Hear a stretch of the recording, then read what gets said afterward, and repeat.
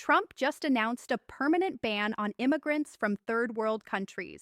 This is insane. What does it mean? Who is impacted? And if you're a green card holder, trust me, you want to watch this video all the way until the end. Hello, everybody, and welcome back to Immigration Channel. In this video, I'm going to tell you everything we know about Trump's proposed permanent ban on immigrants from third world war countries. This is in response to a tragic shooting in Washington, D.C. just a few days ago, following the shooting of two members of the National Guard. Now, it's a devastating incident, and what came after that is going to be one of the biggest overhauls in immigration. If Trump is going to be able to enact, if Trump is going to be able to get his way with all the restrictions he's planning to implement, what I'm going to do in this video, I'm going to try to break it down step by step from what we know to this date. A lot of changes are coming in the next few weeks, and of course, I'm going to make updated videos.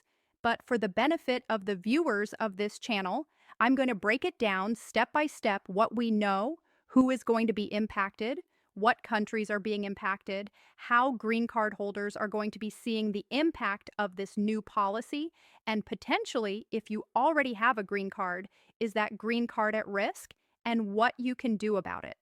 So, everything we know in this one video, so watch it all the way until the end. So, what happened? President Trump announced a permanent ban on countries, specifically countries, as he mentions, third world countries that are not going to be able to do certain things, which I'll explain to you in a minute.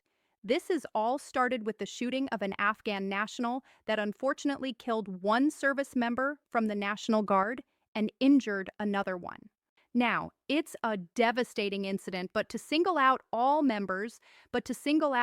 nationals from all third world countries is a little bit extreme, and I'm worried about how it's going to impact a lot of clients, a lot of people watching this channel in the days ahead.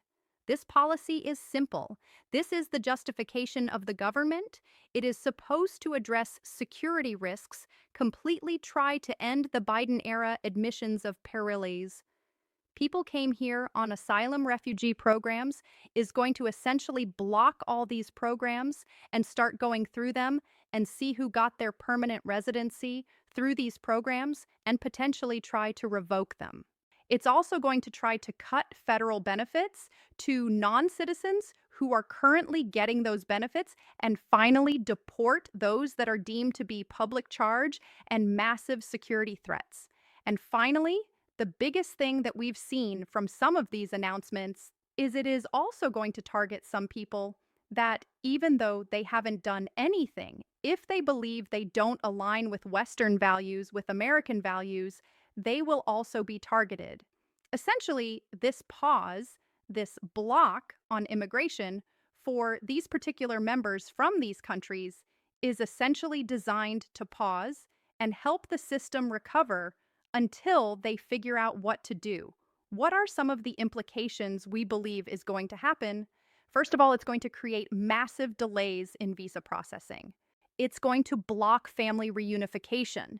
If they're not going to allow certain people to come here, you know that a lot of people that are waiting to move to the United States are coming from those countries, and it's going to create even bigger backlog than they have today. It's also going to intimidate certain migrant communities and cause unnecessary anxiety and chaos where they have no idea what's going to happen. So what are the countries that are being impacted by this potential fallacy? Now remember, right now we don't have an actual executive order. What is happening right now is that USCIS started reviewing certain applications of nationals from these countries. So let me tell you what those countries are, as we know.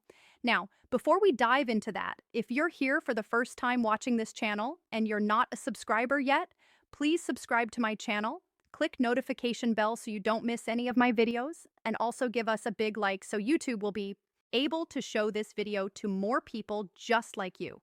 As always, if you need help with your immigration matters, send me a text 619-483-4549 or go to www.immigrationapp.com. Leave your details, and one of our team members will contact you ASAP. And now let's get back into the video. So what are those countries? Potentially, we're looking at a full ban on the following countries. First, it's Afghanistan. Then we have Chad, the Democratic Republic of Congo, Guinea, Eritrea, Iran, Haiti, Myanmar, Somalia, Sudan, and Yemen. Those countries, they're going to have full-blown restrictions and complete ban from any immigration as of now. Now, with all these restrictions, of course, there's always exceptions, and I'll mention them in a minute.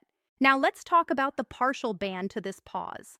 We're talking about Burundi, Cuba, Laos, Sierra Leone, Togo, Turkmenistan, and Venezuela are going to be facing partial bar to immigration right now. In addition to the countries I just mentioned, we have some groups of immigrants that potentially could be impacted by this. Let's start with prospective immigrants and visa applicants. If you're waiting to get your visa, thinking about immigrating to the United States, you're going to be a target. Nationals from the countries I just mentioned looking to reunite with their families. This also means marriage cases, brothers and sisters, parents. Children reuniting with their parents are going to be impacted. Also, employment cases, you're coming to get EB3s, EB2s, EB1s, you have potential interviews, you might be impacted. Visas that are currently in the pipeline could face significant delays and eventually denials. And if you're from Afghanistan, you're going to be suffering quite a lot because I don't think anyone from Afghanistan will be able to get any kind of visa in the next year or so. Right now, Afghanistan requests are stopped indefinitely. Let's talk about refugees and recent arrivals. Approximately about 240,000 refugees settled here since 2021. These people are all going to go through status review, and if they got green cards in that time frame, those green cards are going to be also subject to review. The 2026 refugee cap was slashed to 7,500, the lowest cap in decades. Let's talk about green card holders, guys. This is something I've been getting a lot of messages from many people. Green card holders and naturalized citizens. Green card holders from the countries I just mentioned are going to go through a full-scale review of their green cards received in the past 5 years. Now, are they going to go through all people who got green cards from those countries? Of course not. There's no way they can do it, but they're going to be selecting quite a few and trying to review whether the green cards were issued legitimately.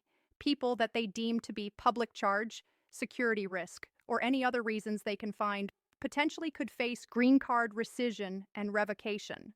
Once again, if they believe that your views are anti-American, anti-Western aligned, you also might potentially lose your green card.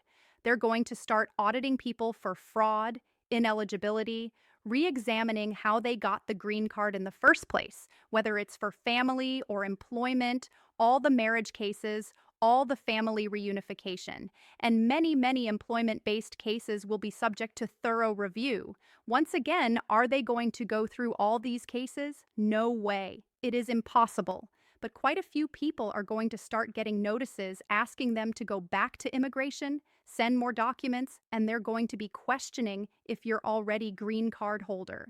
If you're a U.S. citizen, naturalized, if you committed a crime in the last 5 years, potentially they may go after you as well. It is currently being reviewed by the Trump administration. We don't have any regulations. But if you have committed any crimes and you are a naturalized citizen, please speak with an immigration attorney to determine what is your risk factor moving forward. Let's talk about families and communities. Spouses, children, and parents abroad are now going to be blocked from joining their families in the United States, now causing long-term separation and massive backlog in already delayed visa system.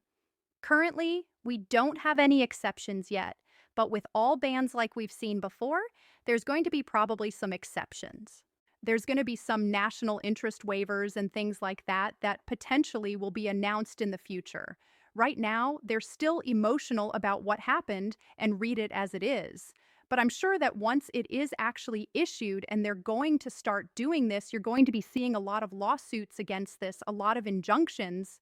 It's not going to be that easy for the government to do this, but it's still scary. It's still concerning. And I know that if you're watching this and you from one of those countries I mentioned, it's going to be a big problem for you guys moving forward. What is actually going to be restricted? Number 1, visas and entry processing. It's going to put a hold on all new immigration requests, including work visas, H-1Bs, F-1s, J-1s, and O-1s, Tourist visas might have some exceptions on a case by case basis. Afghan nationals are completely banned. Refugee admissions, this has been frozen for about a year now and continue to stay frozen under this new order. Let's talk about green card review and revocations. They're saying they're going to mandatory review existing green cards, and many people will be getting revocations. Is it going to be that simple? I don't think so. But before they're going to revoke a green card, they're going to send a notice to resend. And trust me, we're going to be fighting those notices left and right. So, what is left for you to do, guys? Right now, not much. We're going to follow the news, we're going to follow the updates from our Immigration Association and other sources, and I promise to pass it back to you on this channel.